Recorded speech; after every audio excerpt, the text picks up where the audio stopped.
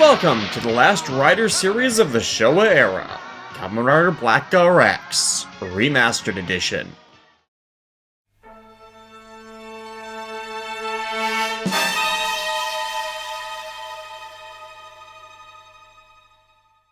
Back when I originally reviewed RX in 2013, there was only one translation of it around, the set of what were commonly believed to be HK subs of the series, but no one could actually figure out who was responsible for them, as while we had contact details for the makers, they gave no responses, and they were quite atrocious. I originally spent a week fixing them up through grammar checking and retranslation as I watched to at least make it presentable for the sake of reviewing the series, what is commonly known as fansub scrubbing. To get an idea of how bad, the last two episodes were half in Chinese. Yeah, I gained a lot of personal experience about translation from that little project. It informs very much my perspective on why and how I choose to judge the quality of a translation the way I do, as the "don't do this" aspects of the process are amazingly obvious, and yet we still have translators promoted as the best ones ever, who still commit them and promote themselves on committing them, showing they have a fundamental misunderstanding of the material, but due to my own inexperience with that, and only being able to do it by ear, since I didn't have the source scripts, I don't consider my own work to be much better than the original translation. Just less wrong than the original ones, which, hey, that was what I was aiming for, to improve the presentation and making sure the dialogue wasn't unintelligible. Fortunately, a better sub for the show, done by the group Stone, has been made available, and they're alright. From what I checked of them, they zag where the prior translation zigs, and shares many of the same corrections as the work I did, but they still suffer from grammatical issues and gratuities with the translation which work against the material. As such, for this remaster of my original videos, I'm still sticking with the work I originally did to make it presentable, simply for the sake of consistency to the original review. But suggest you check out Stone for your own watch of the show, as it honestly is better than what we once had, and in many ways the work I myself put into this. I just hope one day a truly good translation of Black RX will be around, as it's honestly nowhere near as bad as its reputation, or either distributed translations make it to appear. Black RX had Kyoko Sagayama and Shunichi Miyashita from Black Return as the writers, but most of the story was written by Takashi Adzure. Edozure? That doesn't seem to structurally be a Japanese surname.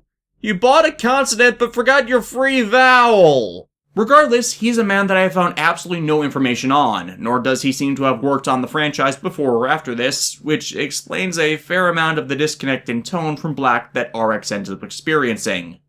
Kyoko Sagayama, if you're not familiar with her, specializes in stories meant to torture children, and Junichi Miyashita I already said I thought was the worst writer to work on Black, and that holds true for this entry as well. But here he seemed to be the only one to try and connect the two series within a few of his stories, the return of Shadow Moon found in this show being one of his. But those two connections do bring a greater context to Adzure's direction of the show, which depicts a kind of depressing character arc for Kotaro when you get right down to it. The one that I find ultimately does fit him as said in the remaster of Black, the conflict with Gorgom did take everything from him piece by piece. And the story arc for Black RX I do find genuinely good. It's just, remember the few bad episodes of Black? Well, while they pulled their punches with the prior show, they hit RX hard. The sequel to Black not being anywhere as beloved by the fandom as Black near universally has been, despite RX while running having better reception than Black did. I admittedly like this series as I get more time with Kotaro, and I do find enough merit in it to not think it bad, but I will say it is ultimately below average for the franchise. As I later learned from Tom Constantine of the Tokusatsu Network, things were not helped, and in some ways you could think of being caused, by a parody of Kamen Rider, Kamen no Rider, airing at the same time. And not only did it crush Black RX in ratings, despite Black RX actually having good ratings numbers for the year it ran, though we do not have sales records for such at all, it made it so the name Kamen Rider was seen as so entirely farcical that it was not until years into the Heisei run of the 2000s that anyone could take the name Kamen Rider seriously. And in some ways, the damage to the brand the No Rider show caused has continued to this day, and endured with which to incite its worst events. Yeah, this show isn't written very well, but it's because that crap parody so damaged its reputation that the franchise earned a long-lasting stigma against it, and the cited reason for why it actually got cancelled. This is probably why the Shin, Zeto, and J movies of the 90s were so dark, too. An attempt to rebound off of that back to being what the franchise at its core was meant to be, which failed because in my opinion they weren't written very well. It's kind of sad that it wasn't this series that actually did it in, but a farcical parody of it that caused it to end. Black RX began the week after Black ended, and is also considered one of the Showa era's last productions. As I've discussed before, Showa and Heisei are terms used with respect to the ruling Emperor of Japan. Emperor Hirohito, who ruled Japan from 1926 to January 9th of 1989, is Emperor Showa, after which has been the rule of his son Akihito, Emperor Heisei.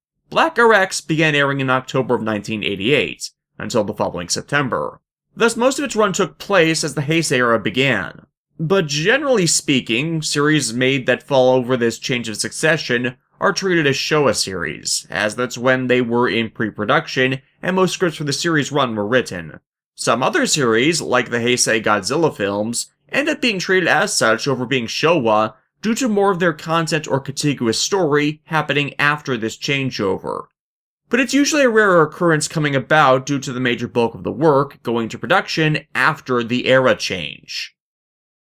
With Kamen Rider, though, the Showa era for it counts through the end of what's also called the Ishinomori era, as the following Kamen Rider movies, Shin, Zeto, and J, never became a full series unto themselves, but were seen over by Shotaro Ishinomori himself, like all the prior entries had been, and felt more consistent with the past shows than what would come from the Heisei era Rider shows that followed. Thus, for this franchise, Showa Kamen Rider is ultimately synonymous with Ishinomori's tenure. The opening imagery is once more weak. I've talked about how absolutely boring it is to just show the protagonist biking along a stretch of road, and once again we have one of those openings. The song, however, is glorious. The period of the late 80s to mid 90s has some of my favorite radio station music, and especially rock music, and the theme to Black RX, titled after the series, plays to that rock strength of the time, while adding a few parts that harken back to the more mystic feel of its predecessor song, and the chorus is just epic in its cry of "Way up, the hero!"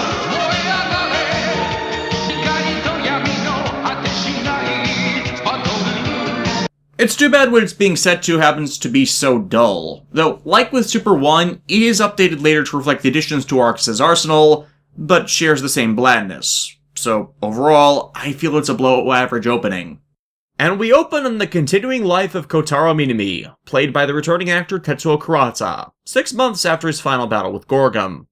No, this isn't a switch-out like what happened with V3. Kurata's back for the full run as the protagonist. This makes him and his character the longest-serving on-screen Kamen Rider, with 98 episodes under his belt, not including the movies, matching that of the Double Rider's original run put together. It says something about his acting and charisma that when they greenlit another Rider series to immediately follow Black, that instead of another standalone, they decided to make a sequel starring the same character. Yes, Hiroshi Fujioka and Takeshi Sasaki would regularly guest star in many of the Tachibana seasons for cameos of Ichigo and Nigo, and V3 was a defined sequel to the original show, but there was always a different protagonist in these events, whereas this time, they stuck with the same one. These days, Kotaro is working as a pilot for the Sahara Helicopter Company, this day helping his girlfriend Reiko, a photographer, get pictures of the landscape from above. He's really at peace, or so it seems. However, the universe likes to rain on the parades of riders. 3 spikes falling from the sky, which affect the copter with some sort of technology disruptor, forcing Kotaro and Reiko to bail out when it crosses over water, only for the helicopter to surprisingly land safely. He relates this odd occurrence to his boss, Shunkuchi Sahara, later at dinner. The Sahara family is our supporting cast comic relief, and I kind of liken them to The Simpsons. Which amuses me, as at the time, the beloved long-running cartoon family was still a series of shorts on the Tracy Ullman Show. Along with Shunkuchi as his wife, Utako, their daughter Hitomi, and their son Shigeru, who happens to be on his way back from cram school with his own friends, Saburo, the tall one, and Kengo, the one with glasses. The kids stop in a store to look at the manga digest and, wait, is that a Kamen Rider Black RX manga detailing the events of this story? Well, a bit funny, that is just so meta. But yeah, a trio of demons, called Skullma, steal the kids' bikes for no explained reason. The kids following them to where they pierce more of these spikes in the road. Shigeru calls Kotaro for help, Shigeru knowing him as a sort of troubleshooter, but in the meantime a police car is captured in an anti-gravity field emitted by the spikes, which only drops when Kotaro nears it, the field meant to be a trap for him. Kotaro uses his body-augmented strength and endurance to both stop the car from crushing him and stave the two officers, before chasing after the Skullma once again. This, once more, is a trap meant for Kotaro, leading him to a distortion in space which showcases the Crisis Fortress, the mobile base of our villains. And I get the feeling all these traps were tests to see if Kotaro actually stood up to his reputation. The enemy of the series is the Crisis Empire, and that name is rather on the nose. We are then quickly introduced to all of the officers that make up this force, and they each have a unique design, character, and methodology. You'll remember one of my critiques about Black was that though the Gorgom priests were excellent villains, he had a terrible time distinguishing them from one another for over half the series. And this shows that the production team learned from this mistake, and gave the next ones strikingly different designs. These foreign and annoying robots are all under a Grand General, General Jark, or Jark Shogun, the man in gold. And yes, they have been studying Kotaro for quite some time, intending to eliminate him as a threat if he defies them. We'll see later that though they do have data on Kotaro, enough to jam the ability for him to become black, their information is flawed and missing important details, because the Crisis Empire are morons. As villains are wont to do, they offer a chance for Kotaro to join them and their mission. You see, their world, housed in an alternative reality, is dying, and to save their population, they wish to settle on Earth. And as anyone that has seen the Silurian episodes of Doctor Who know, there are indeed a number of areas on Earth that are uninhabited for various reasons that alien species, if they possess terraforming technology, can make lush and inhabit, if they agree to coexist with us. As they are clearly the bad guys, however, that isn't a possibility. We'll see later that the reason is twofold. They see humanity beneath themselves, and the majority of Chrysian citizens have been exposed to various atmospheric toxins for so long, they can't breathe without them. Essentially, they come from a world where people were adapted to breathe pollution, like in the movie The Arizona Solution. Neat idea. Is that it? Incidentally, this is a more justified reason for an environment being poisonous to someone's health than Power Rangers Samurai's RPM team-up, Clash of the Red Rangers, even attempted to possess. Yes, this series rates below average for Kamen Rider, but is still massively better than Neo Saban Power Rangers. The way they appeal to Kotaro is admittedly clever, using his unique nature and the environmental damage humanity deals to the Earth to try and get him to side with humanity. But the latter I don't buy. You're coming from a toxic wasteland, and you're preaching about how humans will ruin the Earth? You do not argue that from a background such as yours. I know messages can get ridiculously heavy-handed in these shows, but I should not see someone who could be a Captain Planet villain trying to give a Captain Planet speech. Though again, it's far better than the nonsense that got pulled in fucking Megaforce, mainly because the villains know how bad it is, but are stuck with it if they want to live.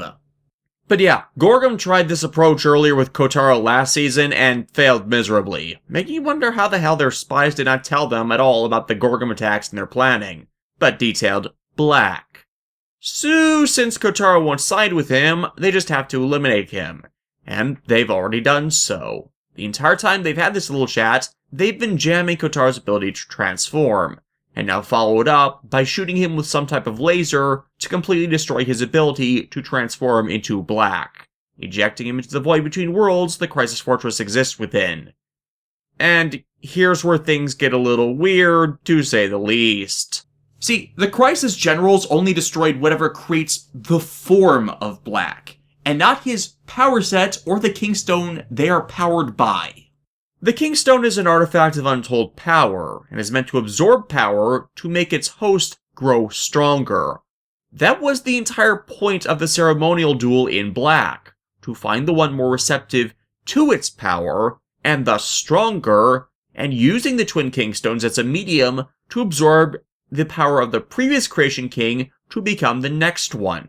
As such, it reacts with something he's struck by, and upon being bathed in the pure, unshielded light of the sun, the Kingstone absorbs all of that irradiated energy, increasing its own power and creating a new transformation.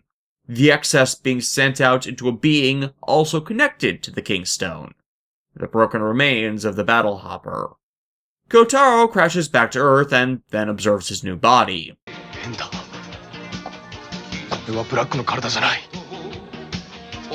No, it isn't. While this new form has many abilities he had before and is still centrally powered by the Kingstone, all of that has evolved. Kotaro is no longer the Black Son of Gorgom. That man and rider is dead. He is the Child of the Sun, Kamen Rider Black RX. And I really wish Toho would remember to get this frickin' right for once, and not have him constantly be switching between Black and RX at random. Or even worse, cloning him with absolutely no explanation. This is not that hard. But this empowerment freaks out Crisis, though it is their own damn fault. You do not destroy a being's ability to transform without also destroying what powers the transformation. Otherwise, if it's a mystical artifact, they tend to do this. This happens all the time in Power Rangers. For the love of sanity, Rita and Zed, some of the more buffoonish but beloved villains of Power Rangers, got this right. So to stop him, they send out those Skullma to deal with him. The new Battle Hopper emerges, coming to RX's side, and to close out the first episode, they ride off together into battle against their new enemies. The second episode continues on straight from this, also showing off the capabilities of the reborn Battle Hopper, who is now called the Acro Battler. I really like RX's look, by the way. It retains the dark, leather-armored padding of Black, but compresses it, also armoring RX's neckline with a high collar. The Grasshopper theme is more prevalent in this helm, mainly in the mandibles on either side of the mouthguard that just looks awesome. The larger eyes allow for a greater range of vision as well, compensating for the collar restricting his movements. The Kingstone has evolved into the Sunriser, appearing as two linked gemstones in a gold box. The metal hexagonal plate right above it is the Sunbask, a solar cell that constantly supplements RX's power by absorbing the light of the sun. Yes, RX is a environmentally friendly superhero. He really is the Kamen Rider counterpart to Captain Planet, only with less suck. The dark green of RX's bodysuit doesn't bug me like it does others, as it actually makes sense to me due to my science background. RX is now sun-powered, and what life form gains life most prominently from the sun? Plants, who use it in photosynthesis. Plant life have evolved their green pigmentation to best absorb energy from the sun, as the green part of the light spectrum holds less absorbable energy as opposed to the short rapid bursts of light from the red spectrum and the slower, more constant flow from the blue spectrum. Colors, as we perceive them, are due to the pigments in objects rejecting light in the wavelength that color exists in. Ergo, something that is green absorbs the most usable light energy. Except, for black, which absorbs everything.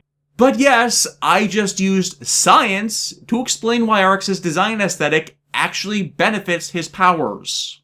Dear God, am I a nerd? Naturally, when RX is seen in an explosion, Crisis thinks they've won, because they're morons. Implementing their first take-over-the-world scheme, Gatazon deploying one of his minions. Each of the 4 officers has a different diminutive monster. Gatazon specializing in robots and mechanoids, Bosgon mutant monsters, Ghidorah bestial operations, and Mariboren in supernatural demons, the forces collectively referred to as the Caiman Senshi. And it's always nice to see a bit more diversity in the monsters, as opposed to a single thematic type being run into the ground. With Kotaro, he survived the battle, but is drawn into a dream where the Kingstone, referred to as his soul, lays down the workings of his new powers, though also telling him he cannot reveal his identity to those he cares for it will cause them to hate and fear him. This is really stupid, especially since this is reneged on later. Kotaro returns home, only to feel something. Someone spying on him, which is revealed to be a police officer. This is Hayato Hayami, a detective who sees Kotaro as a suspicious individual. Hayato is a short-lived human antagonist and yet more comic relief, who thankfully only appears in a few episodes because he was not needed at all. His entire bit is slapstick, for every time he gets involved in a crisis plot, he ends up being beat up by either a monster or Kotaro. It really didn't work well, leading to the character's quick removal from the series, as, from a philosophical standpoint, we really don't want our protagonist kicking the ass of a bystander just doing his job. Though this plays into Kotaro's character arc, ironically. As he leaves, Hayato is attacked by a robot. "Your clothes! Give them to me!" Kotaro senses something again, and holy shit, land sharks can drive cars! Yeah, that made no sense. The car rams into Kotaro and carries him into a factory, where the two face off.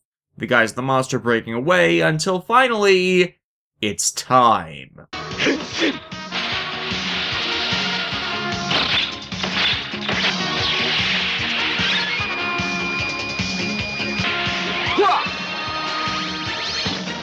Light up! Black RX! With RX powered up, the disguise quickly fades, revealing the robot, Kublai Khan's true form. And Kotaro, used to fighting ancient mutant operations, has a hard time against it.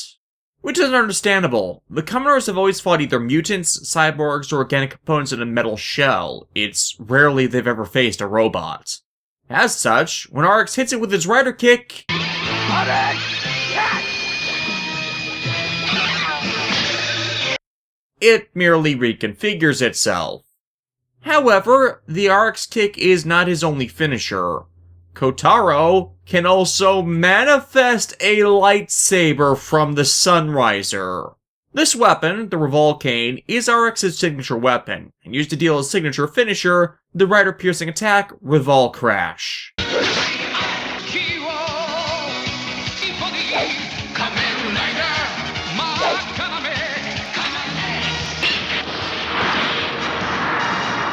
The Revol Crash is the first finishing move to not involve a body part, and the Revolcane itself is the second rider weapon after X's Rydal. It obviously doesn't get a lot of in-combat use, as maintaining the blade uses a lot of RX's power, so 99% of the time, it's only brought out to only go straight into the Revol Crash, and it would be really stupid for him to ever be shown wielding it freely in battle, especially if it wasn't energized at all since, the entire sword blade is nothing but a freaking beam of light. Toei, or rather Shinichiro Shirakura, as he's the only producer at Toei with any interest in bastardizing these characters, consistently ignore this in every appearance of Black RX past this series. Because of course they would! I skipped around the battle, but I really do love the fights here. It's again building off of the excellent stunts in the last show, but this is probably around where historically in Tokusatsu where battles started to take place more and more in rock quarries to set up enormous explosions a la Kalish-splosions.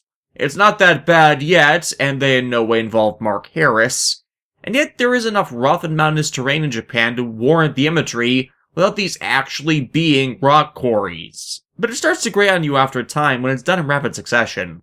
This detraction, however, is countered by the excellent music direction, using the theme song and other lyrical combat themes to accent how the fight is progressing and just helping everything take a level in badass. And even better, this holds throughout the series. I don't think there's one bad battle score, even when they commission more songs for them. RX certainly has an excellent soundtrack, easily one of the best in the franchise. These two episodes set the series pretty well. A new enemy, their motivations, new powers for the protagonist, a new supporting cast that seem interesting, which they can develop, as well as showing everyone involved as competent. No time is wasted, and while the effects have not exactly aged well, they do show the villains are taking things up a notch. And they show that, while the villains are evil and think of humanity as far beneath them, they aren't doing this simply for the sake of conquest, but to save their own people from certain death. Had that not been the case, there's an inference they would have just left the Earth alone. So we can empathize with them a bit despite them being, well, dumb. Mind you, that peters out to the standard modus operandi rather quickly, and you lose most of that, but points to the writers and production team for at least trying, and given each of the officers under Jark a unique look, character, and specialty. I think we've had enough interchangeable villainy for one franchise. It's nice to know that even back then, they were still experimenting with new things, instead of falling back on what works and repeating it endlessly ad nauseum until it breaks and turns the show into utter crap out of laziness, lack of research, and just offensively awful content. Yeah, of course you know I was going to insult them. This show's horrible adaptation is better than that garbage. Episode 3 opens with Jark berating them for their failures, before having them calling their Knight of the Wind, Genghis-Khan. He stirs up Fist Winds, as his name implies, which Shigeru and his friends are caught up in and captured. Kotaro finds their stuff when searching for them, and is led into a trap that takes him to the Caiman world, which is a desolate, desert-like place. However, like I said a bit earlier, the Caiman world is supposed to have a toxic environment, and yet Kotaro, the kids, and Reiko, who is also caught up in the transfer, have very little trouble breathing. Consistency is all I ask for if you're trying to show why the Chrysians need to conquer and terraform Earth for them to survive on it. Two things of importance happen, though. The first is that Kotaro discovers Genghis-Khan has a weakness to music, specifically the music coming from a pendant Reiko gave him earlier, which allows them to escape. And the second is them meeting up with a group of Caiman world natives, the natives bearing antlers in place of ears, which must conduct sound. Though I don't see why, with respect to evolution, why that would happen. When they knock into literally anything with them, the connection of that sound would be comparable to a person putting up a microphone to your head and shouting.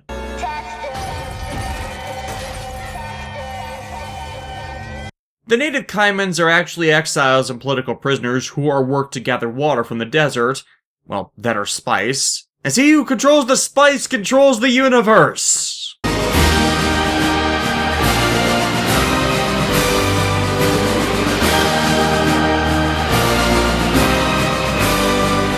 One of these people is a professor that has constructed plans for a powerful vehicle that can be used to counter Chrysian attacks. Yes, it's RX's counterpart to the road sector, which is never seen in this series. While I'll speculate on it a bit, but before that they elaborate on how the Emperor of Crisis came 1,000 years before this and took over, essentially turning a paradise-like land into the wastes that are seen now. For your pleasure, here's a dramatic reenactment of that incident.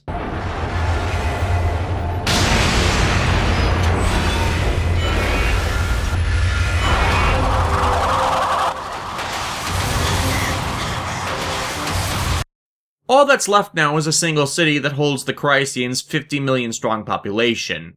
Eventually, though, their place among the natives is discovered, and RX and Genghis-Khan face off. This episode tries to stress that Kotaro can only transform when there is sunlight, but that tidbit is never brought up again, and is actively ignored on multiple occasions later. Another thing first attempted, but was then tossed out. RX 私の負けだ。お前と戦えたことを誇りに思うぞ。Also, Genghis-Khan actually does act like a knight, meaning there isn't a total cultural and philosophical divide between the warring groups. And so Kotaro takes the data for the vehicle and starts working on constructing it, the total work taking 3 days. One begs the question of how the hell he got the materials and components so quickly, but here's where that thing about the road sector comes into play. As it never appears in the show, my personal theory is that Kotaro cannibalized the road sector for the electronics needed to make this car, the Rider-On, work. Also, fun fact, this car was made by Mazda, and until 2014 with the reveal of the Trider-On, was the only car among all of the Rider vehicles. While it doesn't quite gel with what we've seen of Kotaro's character, the Rider-On has a similar color scheme to the road sector, and is meant to reach speeds matching that of light. The road sector's sparkling attack did afford it similar speeds, so its components should be able to do it with a car. And it could be seen as allowing the second cycle a chance of rebirth like Kotaro and Acrobattler experienced as well. Whether this is true or not, however, the road sector is never seen again. It is never seen again. Sadly, Kotaro is a pilot, not an engineer. Nor is he that adept a scientist. And while he can follow blueprints and maintain equipment, figuring out why something isn't working after constructing it is one of his skills. Asking Acrobattler, who can now talk, if he knows why.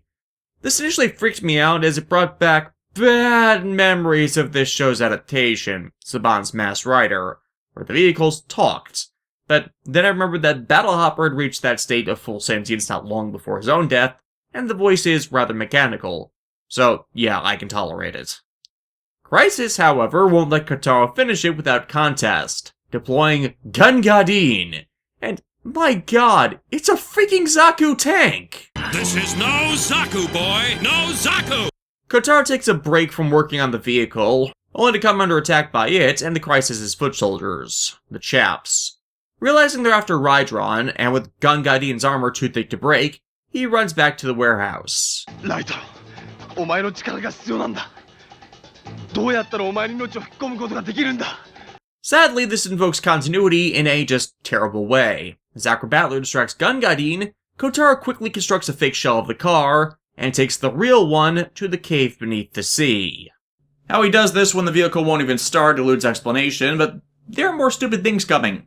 You may remember this cave as the one the whale mutant took Black to recover from his battle with Shadow Moon, using a special elixir to help heal the damaged pathways that supply power from the Kingstone, even though this is a completely different set.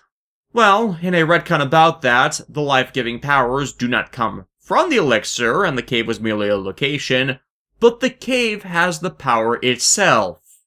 This is really stupid. Keep in mind, the episode that had this plot point first introduced, while existing in a different series, had not aired even 3 months before this. In production, scripts and episodes are made far in advance of their release when you're doing your job competently, so they were likely still working on editing the last few episodes of Black when RX went into pre-production and these episodes were written. So, I have to ask, what the hell, Takashi Adzure? You're working with the man who wrote the damn episode in the first place. Could he really not give you any specific details so things were consistent when you invoked freaking continuity? The only time you have to get that right across series? Now, while yes, in previous Showa Rider reviews I didn't harp on continuity errors, but none of them were as egregious as this single moment was, nor as prominent as those errors were not plot points. Granted, compared to the later scripts of Shoji Onomura, this is small potatoes, but it's still irritating and contributes to the negative reception of this show, and it makes it look like the staff didn't even bother to do the research on what they were immediately following from. So yeah, the cave gives Rydron life, allowing it to also talk. Together they smash Gungadin's armor, RX ending it with the Revol crash. And to get rid of that MacGuffin, the cave collapses, sealing it from use ever again. I also have to comment on the effects depicting Gungadin firing on Rydron. They're freaking lazy. There's a little attempt to disguise it's a scale model on a set, so the effect just looks plain bad. You really couldn't red out an area and plant pyrotechnic explosives, get a stunt driver. It annoys me, and is probably why in later series they didn't implement a lot of vehicle-based combat scenes until CGI advanced far enough to make up for what they couldn't do with practical effects. Except in freaking Car Ranger, which to this day still remains one of the most idiotic combat sequences out there. Then again, that's Car Ranger, where humor that could be wrought from those kinds of situations goes to die. Also, another question. How did Rydron slash up Gungadin's armor? It has no sharp edges. At all. Past that, Episode 5 starts the bulk of the fillers that start expanding the Chrysian strategy. Gingamoth attempts to breed its spawn in a cave, a type of poisonous moth that has been extinct on Earth for quite some time now. These moths, however, have been augmented to cause mutations with their poison, turning the bitten over time into copies of the monster. The first infectees are Reiko, Shigeru, and his friends, along with the professor that hired Reiko. The professor knows of an anti-venom that works on these moths. presumed to work due to the two similarities, which Kotaro is called to fly in using one of the Sahara's helicopters. Good use of in-series continuity, and after they're treated, RX kills the Mothman prophecies. Episode 6 has Godorian deploy a collection of reptilian creatures and eggs, sadly learning they need temperatures much greater than is capable in many locations.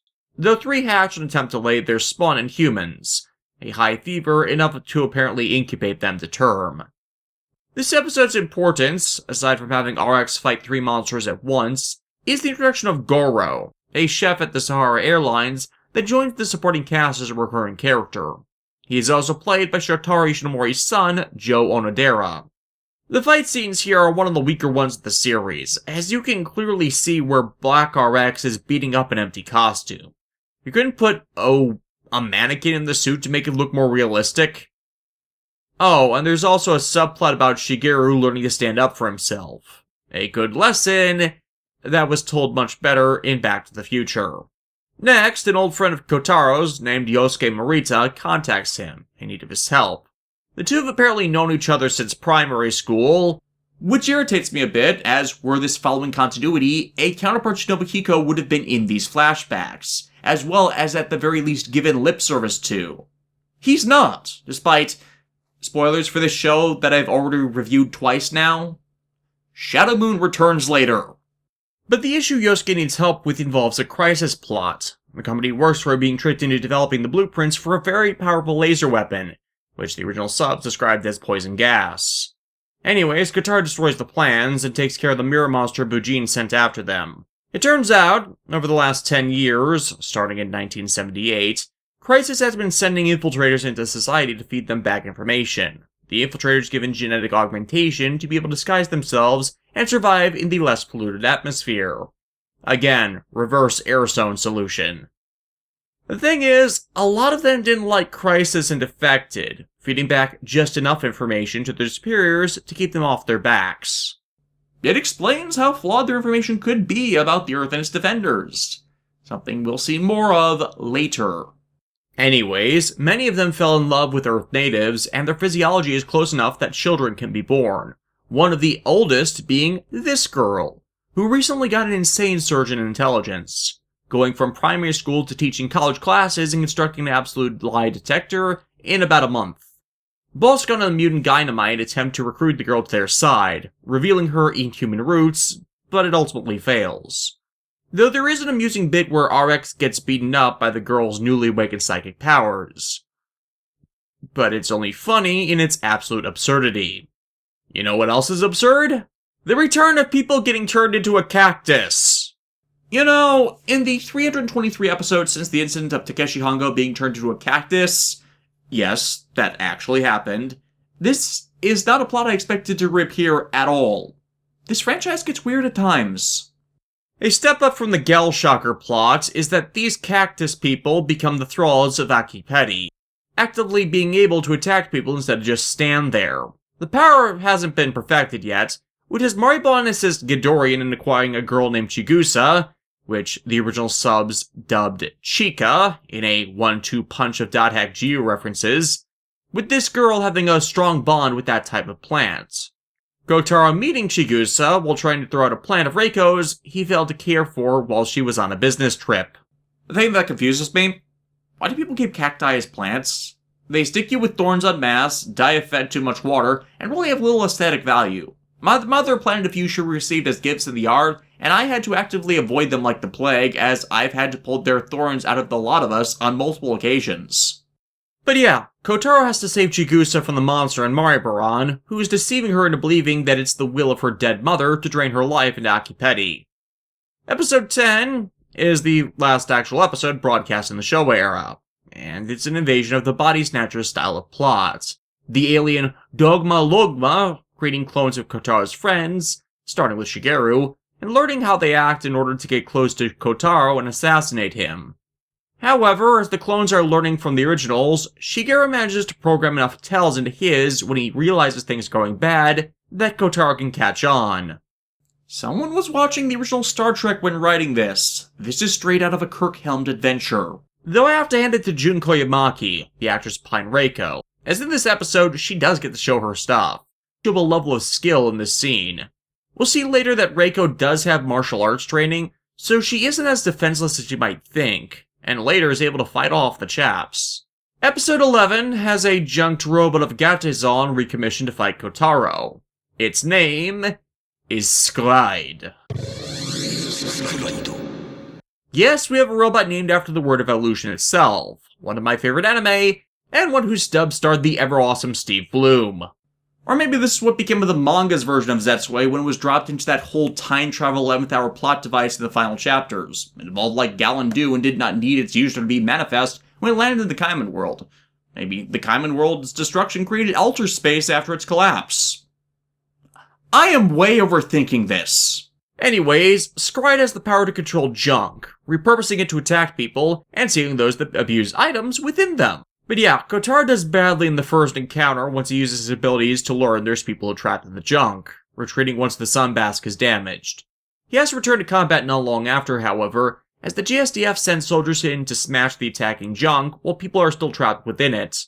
Fortunately, Acrobattler and Rhydron, being machines, can find the wavelength Sprite is using to manifest his scrap control and jam it, letting RX destroy the mechanoid piece by piece. Though it annoys me the Rider Punch was not used in this episode, simply because it can't make use of my character trait Punch running gag as an excuse to shout, "Shell Bullet Burst!" Your pitch is over! Reversing flash cut! Episode 12 has Maribrun try the assassinate Kotaro plot again, only using Reiko to carry it out. The Kaiman demon Xenolgene infiltrates her body, manipulating her dreams to program her subconscious into thinking of Kotaro as an enemy, and trying to kill him. Gotta say, it's not a bad plan. As everyone, and I mean everyone, has that little voice in our heads whispering to us to do things we normally wouldn't. Mine keeps telling me to get a tan, but I have enough skin issues. The problem with this plan is that Xenolgene is too heavy-handed in his approach, going from haunting Reiko's dreams with night terrors of a man similar to Kotaro, to telling her to kill him the next day. You gotta wait on these things. Nudge in moments of weakness. Wait until he screws up Royal in their relationship, and ramp up the intent to do something nasty in response. Make her distrustful of him. You've gotta work for this, dude. However, a man named Kuro stalks the pair, actually after Xenolgene. Xenolgene is a Kaiman native, and sadly one that hasn't received the genetic augmentation that would allow him to live on Earth for an extended period, only managing to warn Kotaro and tell him of a device that can be used to remove Xenolgene. The device is a Shintension no Jutsu ex machina. Seriously, Kotaro uses it to go into Reiko's head while transformed.